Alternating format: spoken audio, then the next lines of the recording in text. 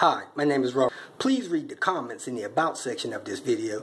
It has valuable information and updates. My YouTube channel has a disclaimer video that I encourage you to watch. And please like, share, and subscribe. I hope you found what you're looking for. Thank you very much for watching. Starting off the day with peaches, I have to tighten up some loose ends.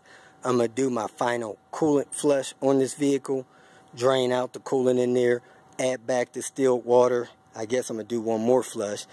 Try to do a transmission flush real quick. Change the oil for the final time. And just do a couple of things to get this car where somebody can buy it today if they like. I'm going to start off by putting this lower timing belt guard on. Securing those lines there with the bolt that holds that part in place. And then, like I said, changing the oil. Okay, have my tool in place, got it pinned. I put that guard on. After I pull the belt off, put the belt back on. Now I'm going to go ahead and remove this hardware. Here's the oil after just about 50 miles on it. This is the second oil change on this vehicle. So it has its third fresh oil in the engine. First time I changed it, I put Mobil 1. Second time, I put castor oil, GTX, and the third time, back Mobil oil. So it doesn't take long for the oil to get dirty and contaminated, and I changed this so many times so soon because I was concerned about the oil having fuel in it in this vehicle. The rapid changes, 3 changes within 100 miles, was my way of flushing it and not using different kind of additives. Round 2 on the tranny flush, it's a lot more red this time than it was last time.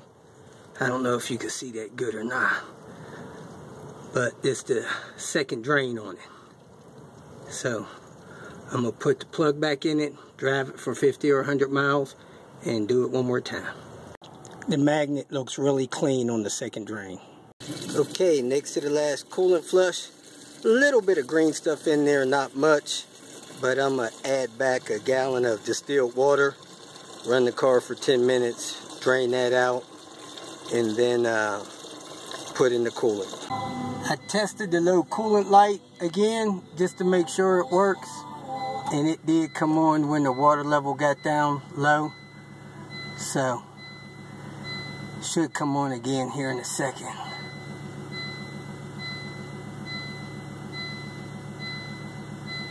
I guess the bottle is not going to empty out low enough this time, but it was on a second ago. Let me go see where the level is. The level's up near the top. See it bouncing around there, so it's not going to come on again, but it is working. I was having issues with this alternator charging real low, but after driving about 60 miles, it gradually got better and better, and now it's charging at a decent level. I'm at the junkyard. There's a red wagon here, early 98 model. So I think I'm going to get this hood for Little Red and see what else that could be picked from this vehicle. It is a turbo. Not sure why it ended up here. Looks like it's got mild body damage from being roughed up here at the junkyard, but I don't see any evidence as to why it's here yet. It has a partially deployed airbag. Not sure what that's about. Maybe somebody tried to deploy it themselves. Wow, at some point in time this car had the rear shade in it. I'll see if I can find the rest of it. This vehicle has a drive shaft going to the rear wheel, so it's an all-wheel drive model. The hood looks pretty good, but it's not perfect. It's got a couple dents on it, so I'm going to leave it. The biggest one being right here. That's a deal breaker for me. It's almost the same condition as my daughter's hood. Wow, this car only has 125.9 on it. I can't believe it.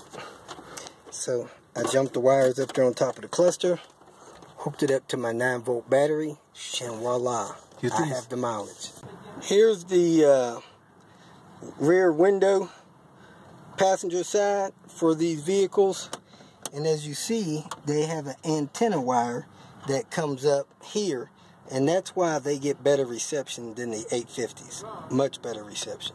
Starting the day at the junkyard after dealing with some YouTube videos, and Buster Brown found out that this red wagon looked like it threw a rod right through the lower block, and I can't just above the he said he can't believe it, but look, probably the piston bolts came loose or something. You could see the scars inside the motor. Couldn't help Buster Brown, that shaft was stuck. I was trying to remove the drive shaft off of that red car form. Stuck, wouldn't rotate. The car threw a rod. But anyway, I found a good dash pad for the 850s and a recently placed 850, so I'm going to pull it and possibly purchase it, especially if I can get that airbag off of it. Headed into Sears to get these crappy tools repaired again. Both of my ratchets are not ratcheting properly. I have Peaches in the garage to cool off a little bit so I can rinse it off. I'm going to replace the little plastic trim around the door handle pull. It's cracked, broken. I got one of those. Then the little door open light on the passenger side is broken and glued in place. So I'm going to pull that broken one out and replace it with one I got from the salvage yard. I'm going to replace the fuel filter, and then I'm going to rinse the car off and let somebody see it here in about an hour and a half. The AC on the car seems to kick on and off a little more than I'd like it to. And right now it's on. It's not blowing as cold as it should, and it looks like the pressure's low.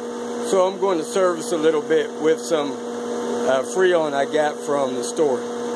Okay, I got the AC serviced up. Now I'm going to see if I can get this black rub mark off of this fender here before I wash it off and go from there. Yesterday I realized this thing had a busted cup holder, so I have a spare armrest here with a pretty decent cup holder, so I'm going to swap that over. I bled the fuel pressure off up there at the rail. Other than these spider webs down here, this bolt and everything looks pretty good, so I don't anticipate any issues with replacing this fuel filter. Well, it was a little messy, but it's all done, so let's rinse it off and get back to the house. I used this McGuire's cleaner wax to get that mark off the fender. Usually I would use some rubbing compound, but man, that did a perfect job getting that black spot off, so I didn't have to resort to rubbing compound. Pep Boys, nice enough to take my old coolant off my hand. Encouraging. So let me head to the post office and home. Previous owner had a bad headrest, and he jammed something in this piece up here to try to stop it from tilting down.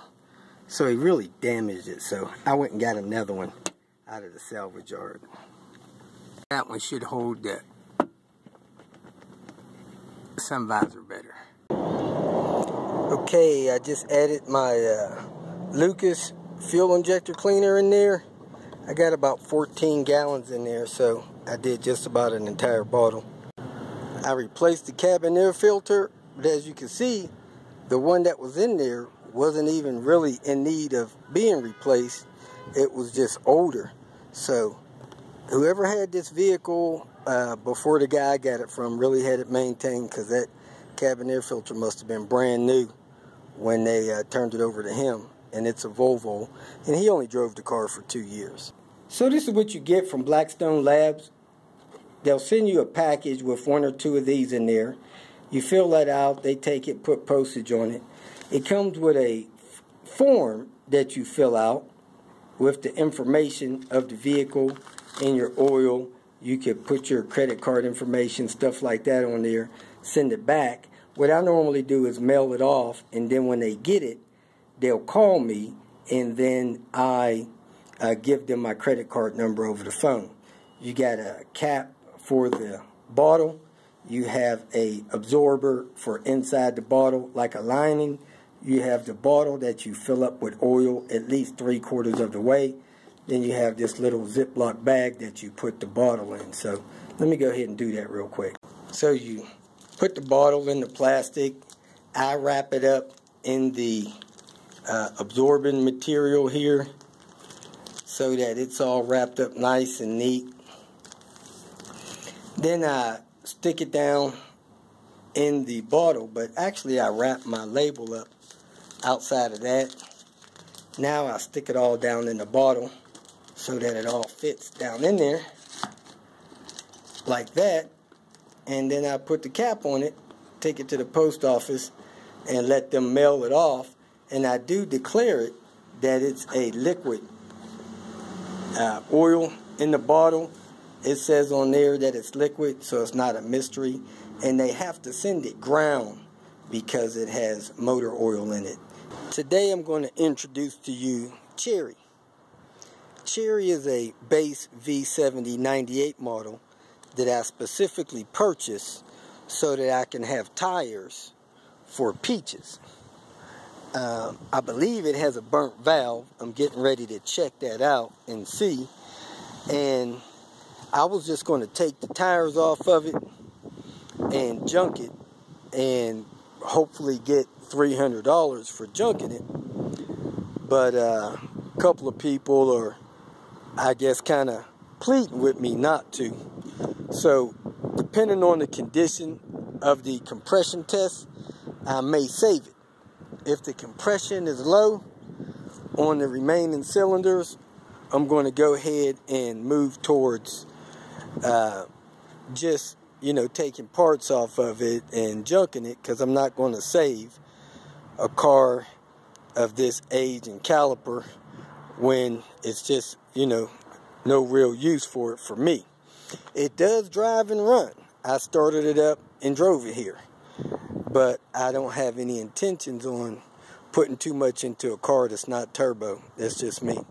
Whomever was driving the car before it started this downward spiral actually recently changed the oil. I don't know if they changed the oil because it started misfiring or if it was just due. But according to this, it only has a couple of 100 miles on it since the last oil change. Last September is when it was last changed.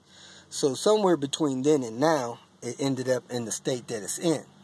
It was donated to a charity.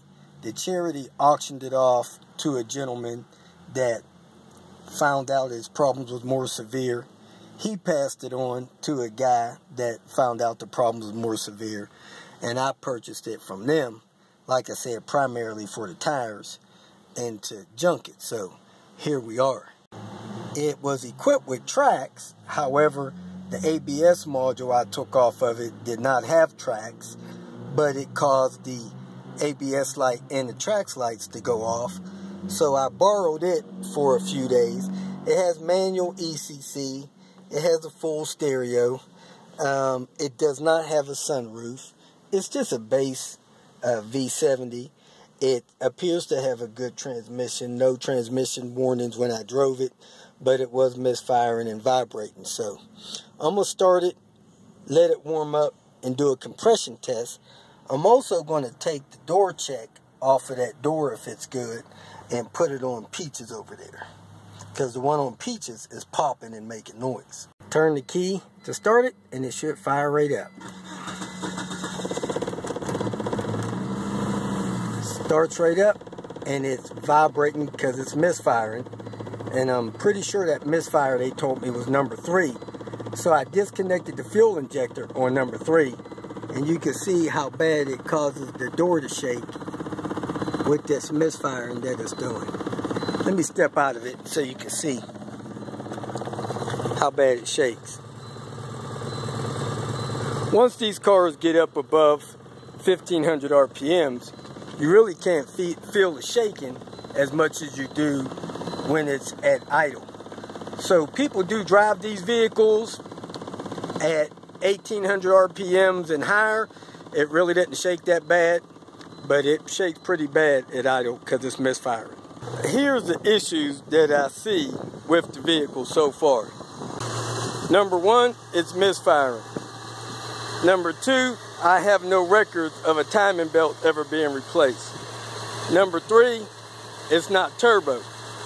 Number four, the PCV system is definitely in need of service. The hose and stuff is hard. Number five, it has aftermarket ignition system. Number six, the battery cable, the battery lockdown is missing. Number seven, I pulled the ABS module.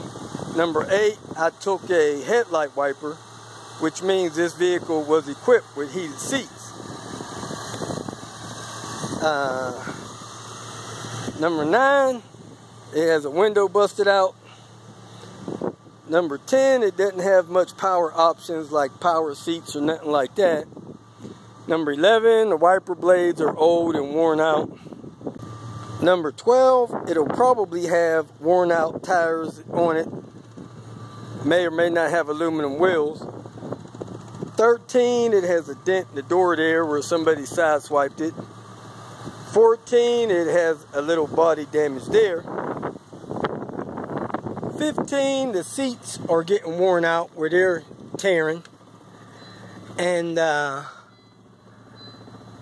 doesn't have too many issues in the interior from what I can tell. So once the engine gets a little bit warmer, we're going to do a compression test and see what the compression is on number 3. And I'm going to check all of them because I want to know if the rest of the engine is strong. Looks like the AC gap is kind of wide. It has the wrong oil dipstick in there, which is no big deal. I have one of those. And let me see how the car is warming up. This upper engine mount is good. So somebody may have been trying to take care of this vehicle. Let me let it warm up just a little bit more. The antifreeze coolant reservoir is old and cruddy looking, so I would definitely replace that. Looks like the strut mounts and spring seats have been replaced, so it possibly had some suspension work done on it. The vehicle either had the hood replaced or the windshield squirters replaced because those squirters became available in 99, not in the 98 models. It's been running long enough, doesn't seem like it's getting any warmer, so thermostat's probably bad. So I'm gonna go ahead and shut it down, pull those spark plugs and check the compression. Has a lot of fresh looking oil on top of the engine, which kind of tells me the PCV's clogged. Looked like it's had an oil cap replaced. Oil cap seal doesn't look too old, but we'll see. Whoever had it was running Bosch Platinums, and they look pretty much horrible. I took them out, kept them in order. There's number 3, 4, and 5, whatever, but they look pretty bad to me. So I'm pretty sure they're due to be replaced. Okay, I'm ready to rock and roll. I pulled the second and third fuses from under the fuse panel, which was the injectors, the fuel pump, and the ignition system. I got my pedal held down watt, and let's get 8 cranks.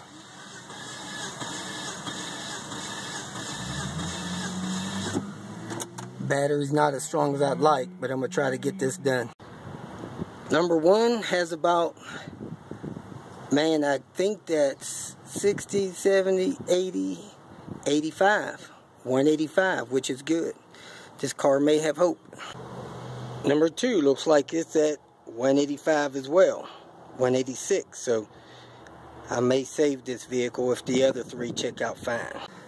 Kind of a telltale sign that number 3 didn't have any compression. When I crank it, you don't even hear it popping and where I can count the revolutions.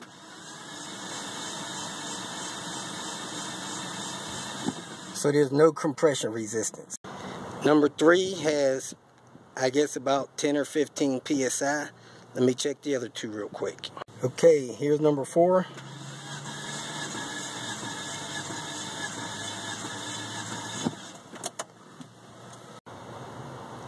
Number 4 is a little low, 145. That makes me back off a little bit from saving it, but this next one's got to be high. Yeah, at least 180 for me to save this vehicle. Number 5 is rated at 189, so let me check number 4 one more time and call it a day. Back to number 4, it's at 150.